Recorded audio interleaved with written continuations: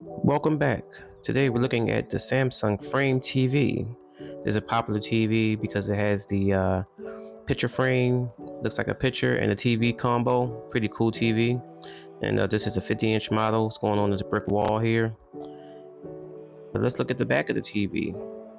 Here we have the regular places where we're going to put the arms, which I'll show you in a minute. And it has two hooks that sits on a bracket, which I'll put on the wall. And this is showing you again the model of the TV, 50-inch model. And this is where the One Connect cable is going to go.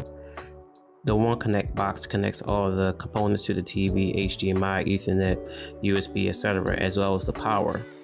And this is the one box here, which we'll look at later. This is the wall mount in this box here. And this is the One Connect cable and the remote control and the power cord. Now here is the diagram of how we're going to put the arms on the back of the Samsung TV to mount the TV on the wall.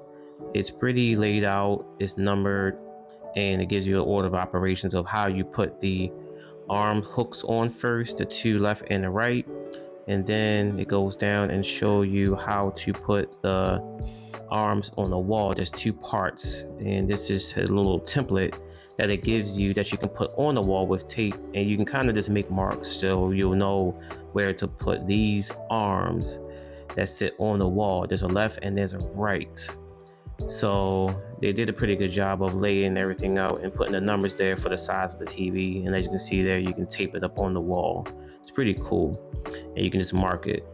Now on the other side, it's just a continuation of how you put the template on the wall and how to mount the arms on the wall with anchors, whichever type wall you have. If it's drywall or if it's brick, is one of the sides of the arms, and the other side of the arm is right here. And I'll show you later on. It's pretty easy to put up there if you have a regular drywall, but if it's brick or concrete, of course, you have to use anchors, so it could be a little bit challenging. But if you have a hammer drill, it's pretty straightforward. And here is where you put the little hooks, the metal piece here on top that sits in the little groove when you put it on the wall. And you may need help if you can't do it by yourself. Sometimes it's a little bit challenging, but if it's one person, you can kind of hook them on. And this is the hooks here that sits on the two little grooves that's in the wall bracket. And that's the little screw where you can kind of move it left and right to adjust it, just to make it level. So next up, I'm going to show you how I put the two arms on the wall plate arms. And as you can see here, I had to do some measurements, and I had to run this One Connect cable through the wall because the customer didn't want to see it in the front.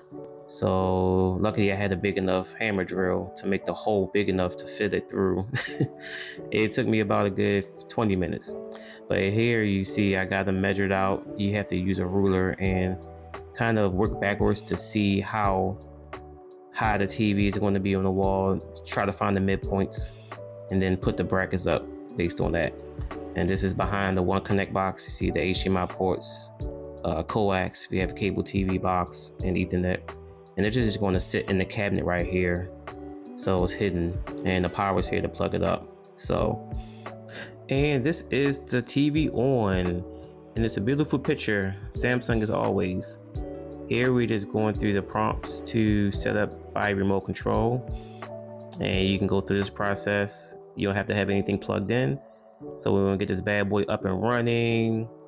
Start auto setup, and it detected a device. Now keep in mind that these Samsung TVs takes forever to detect devices such as Xboxes or cable boxes. So you may want to skip through this part. There's an option to skip, because if not, it's going to scan for devices and you could be sitting there forever, because it has to pull the information from the box and automatically apply it to the input port. So yeah, you may either want to pause it here or skip through it. Here I think I just let it go through. It's going to detect either the receiver or the Xfinity cable box. So yeah, it's still scanning. Give it about 5 more seconds. Oh, there you go. So now next screen, it takes you to art mode, which is a mode that you can go into to see the different artworks it has. Samsung, once you get on the network, you can, I guess, sign up with your account, and then you have access to all these free artworks that it has, so you can make your TV look like a picture. And it's pretty clear and bright. You can't tell the difference. Now here we're just going through the basic calibration settings, simple calibration, making sure the sound is amplified from standard to amplified, make it sound better. And in the picture, you can turn it to bright or movie mode or theater mode, and it'll make your TV, look a little better depending on your lighting and your environment. If it's darker, if it's too light. So here, just going through some of the sample artworks, looks pretty good once it's on the screen. But again, you have to sign into your Samsung account. That's the reason why it gave me an error. So there you have it. This is a setup of a Samsung Frame TV. If you like what you saw, please like and subscribe. Thanks for watching.